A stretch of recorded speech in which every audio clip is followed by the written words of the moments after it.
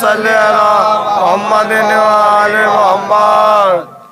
جناب محترم، جس طرح آپ مسلسل سلسلہ بہ سلسلہ جلوس مجلس ازا کر رہے ہیں، مجھے آپ کی زیادہ زحمت نہیں دینی، بس مختصر فضائل اور اس کے بعد ربط و مصائب، کیونکہ اگلی پروگرام کا بھی تقاضا ہے اور پھر شب داری ہے، لہذا کچھ مختصر فضائل ان پہ غور توجہ، میرے جوان بھائیوں کے لیے دعوت، اور اس کے بعد باواز بلند صلوات پڑھیں۔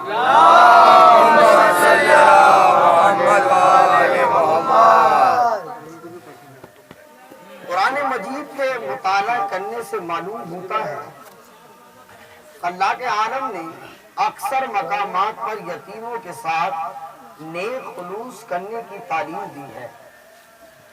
ارشاد ہوتا ہے جب خدا رزق کے ذریعے بندے کا امتحان لیتا ہے تو وہ کہتا ہے کہ پروردگار نے میری اعانت کی، حالانکہ ایسا نہیں کہ بلکہ تم خود یتیموں کو خاطرداری کرتے ہو۔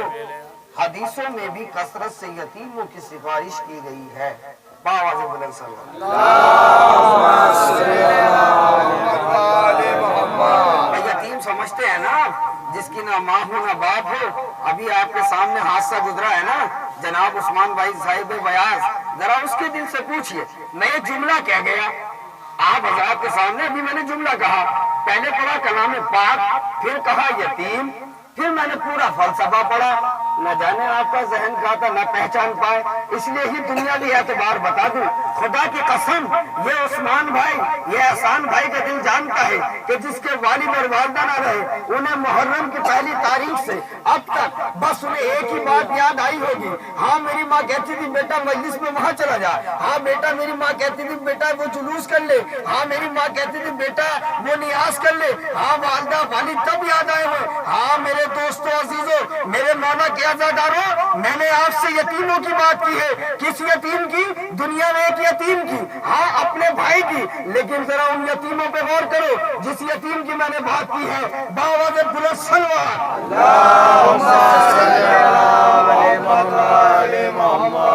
تو حضرت محمد مصطفیٰ صلی اللہ علیہ وسلم ارشاد فرماتے ہیں کہ یتیموں کی مدد کرنا، یعنی یتیموں کی مدد کرنے والا میرے ساتھ جنت میں ہوگا۔ کہیں ارشاد ہوتا ہے کہ یتیموں کے سر پر دست عفت پھیرنے والا گناہوں سے پاک ہو جاتا ہے۔ کہیں حکم ہوتا ہے کہ یتیموں کی اذیت نہ پہنچاؤ، ایسا نہ ہو کہ ان کی آنکھوں سے کوئی آنسو نکل پڑے اور دریائے غضب الہی جوش میں آ جائے۔ کہیں یہی بتایا جاتا ہے کہ یتیموں کے جھڑکو مت اور یتیموں کے دل نہ دکھاؤ۔ یتیموں کی آہ سے عرش الہی کانپ جاتا ہے۔ یتیموں کا حق غصب کرنے والے، ان کا مال کھانے والے اپنے لیے دوزخ میں گھر بناتے ہیں۔ میرے عزیز دوستو، یاد رکھنا چاہیے کہ ہمیشہ یتیموں کے ساتھ اچھا سلوک کریں۔ اگر اپنے اماموں کے حالت زندگی غور سے پڑھیں تو بہت سے واقعات ایسے ملیں گے کہ انہوں نے یتیموں پر بے انتہا رحم فرمایا ہے۔ چنانچہ ابن ابی نے لیلید نے لکھا ہے کہ ایک رات یتیموں کی سرپرست حضرت علی مرتضیٰ باواز بلند صلوات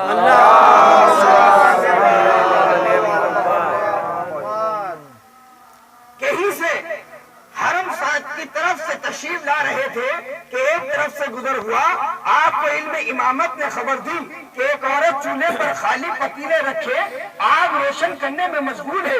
آپ نے دیکھا کئی بچے رو رو کر زمین پر لوٹ رہے ہیں۔ آپ نے پوچھا اے عورت، یہ بچے کیوں رو رہے ہیں اور تو کس کام میں مشغول ہے؟ اس نے عرض کی اے شخص، میں ایک جنے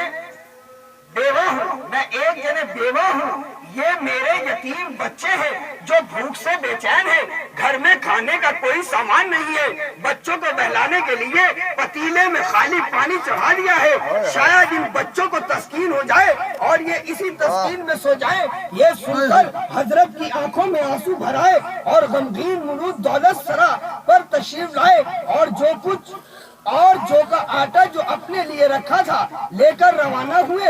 اس عورت سے ارشاد فرمایا جلدی سے گوندھ کر خمیر کر اور خود اس آب گرم میں آنچ کرنے سے لگے یہ بھی خیال نہ تھا کہ کھانا پکتے پکتے بچے سو نہ جائیں، اس لیے آپ کبھی چولہا پھونکتی اور کبھی یتیم بچوں کو بہلاتے تھے۔ جب کھانا تیار ہوا تو آپ نے ہاتھ سے بچوں کو کھانا کھلایا، جب کھانا کھلا چکے تو دعا کے لیے ہاتھ بلند کیے، اے پروردگار ان بچوں کو بھوکا نہ رکھنا۔ دیکھا آپ نے کہ یتیموں کے ساتھ رسول اور آل رسول کیسا سلوک کرتے تھے، مگر افسوس کہ حسین کی یتیم بچی سکینہ جس وقت اپنے بابا کو پکارتی تھی تو ظالم تماچے مارتے تھے۔ بس رونے والوں، میں نے آپ کی زحمت کو تمام کیا۔ آج محرم کی 9 تاریخ ہے، آپ کو پتا ہے نا معصوم علی اکبر کی آج جو ہے شہادت مجھے بیان کرنی، انہی کے مسئلے پہ مجھے مصائب پڑھنے ہیں۔ تو بس رونے والوں، میں نے آپ کی زحمت کو تمام کیا۔ آپ کو جناب ام لیلا کے ان کڑیا جوان فرزند کا پرسہ دینا ہے۔ جب جناب علی اکبر خیمے میں رخصت کے لیے آئے ہیں تو بیویوں نے اپنے حلقے میں لے لیا، اور جب جناب علی اکبر خیمے سے باہر نکلنے لگتے تھے تو بیویاں ان کو پکڑ لیتی تھی۔ اسی طرح کئی بار خیمے کا پردہ اٹھتا اور گرتا۔ ایک مرتبہ جب جناب علی اکبر خیمے سے باہر آئے اور میدان کی جانب بڑھے، حملہ کیا، امام حسین علیہ السلام اپنے فرزند کی جگہ دیکھ رہے ہیں۔ اتنے میں کیا دیکھتے ہیں کہ لیلا کا چاند فوجوں کی اڑتے ہوئے بادلوں میں ڈوب گیا، اور تھوڑی ہی دیر میں آواز آئی، بابا میری خبر لیجئے۔ حسین نے یہ آواز سن کر بے چین ہو گئے اور لڑکھڑاتے ہوئے میدان کی طرف روانہ ہوئے۔ دیکھا کہ ایک جگہ پر جوان بیٹا ایڑیاں رگڑ رہا ہے۔ عزادارے نے حسین، میرا دل کہتا ہے کہ وقت آخر امام نے فرمایا ہوگا، اے بیٹا کچھ وصیت کرنی ہو تو کر لو۔ عجب نہیں کہ علی اکبر نے عرض کی ہو، اے بابا میری 2 وصیتیں ہیں۔ ایک تو یہ کہ میرے مرنے کی خبر اچانک خیمے میں نہ دی جائے گی، کیونکہ مادر گرامی سن کر خیمے سے باہر نہ نکل آئے۔ اور دوسری وصیت یہ ہے، سنا ہے جوان کا دم بڑی مشکل سے نکلتا ہے، جب میرا دم نکلنے لگے تو آپ اپنا منہ میری طرف مول لیجئے گا، اس لیے کہ میرا دم نکلتے آپ نہ دیکھ پائے۔ یہ کہہ کر علی اکبر نے دم توڑا۔ حسین دار رونے لگے اور فرمانے لگے، اے بیٹا میری نظروں میں دنیا اندھیری ہو گئی۔ تجھ سے کڑیل جوان آنکھوں کے سامنے دم توڑے اور بوڑھا باپ زندہ رہے۔ بیٹا تم نے تو رنج و غم سے نجات پائی اور اس ضعیف باپ کو دشمنوں کے نرغے میں چھوڑ گئے۔ یہ فرما کر امام حسین خیمے کی طرف چلے۔ جب خیمے میں تشریف لائے تو جناب سکینہ نے باپ کو روتا دیکھ کر گھبرا کر پوچھا، اے بابا آپ کیوں روتے ہیں؟ میرا بھائی اکبر کہاں ہے؟ آپ نے فرمایا، اے بیٹی تم کس کی منتظر ہو؟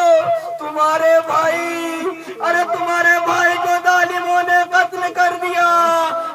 سننا تھا۔ جناب سکینہ بیتاب ہو کر لاش علی اکبر کی طرف دوڑی۔ حضرت نے سکینہ کو بازو تھام کر فرمایا، اے بیٹی صبر کرو۔ سکینہ نے عرض کی، اے بابا وہ بہن کیوں کر صبر کرے؟ جس کا جوان بھائی مار دیا گیا۔ اللہ لعنت اللہ القوم الظالمین۔ بارے الہ اس مجلس میں ایک نمبر کی پیش کے ارکان کی جو غلطی بتائی ہے اس کو معاف فرما۔ بارے الہ ہم گناہگار ستاوار سیاکار، بارے الہ ہم اس مجلس کا مرتبہ نہیں رہتا، بارے الہ ہم معاف فرما۔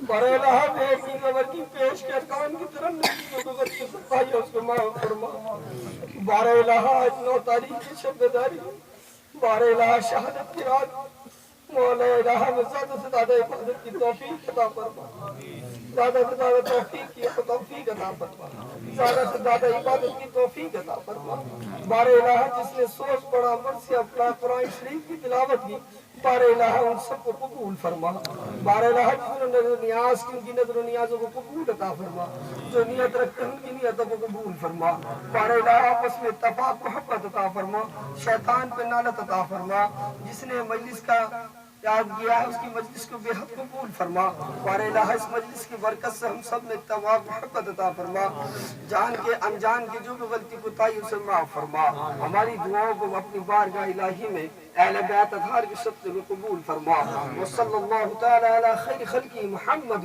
وآلہ واصحابہ وذریاتہ واہل بیتہ اجمعین برحمتک یا رب ماتم حسین سجے تو دل بنے فرش ازا جب رضا خانہ سجے تو دل بنے فرش ازا جب رضا خانہ سجے تو دل بنے فرش ازا دھڑکنوں میں ماتم شاہ ہے زمن زندہ رہے حسینی یہ جلن زندہ رہے آزا خانے سجانے کی لگن زندہ رہے سب رضا خان ہمارے سب ہی اپنے مجلس سب رضا خانے ہمارے سب اپنی مجلس سب رضا خان ہمارے سب ہی اپنی مجلس ہے دعائے سیدائے اپن اپن زندہ رہے حسینی یہ چلن زندہ رہے رضا خانے سجانے کی لگن زندہ رہے روز عاشورا جلوس ہم کو پیارا حد سکان روز عاشورا جلوس ہم کو پیارا ہر سے کام روز عاشورا جلوس ہم کو پیارا حد سے کام یاد میں پیاسے کی تھا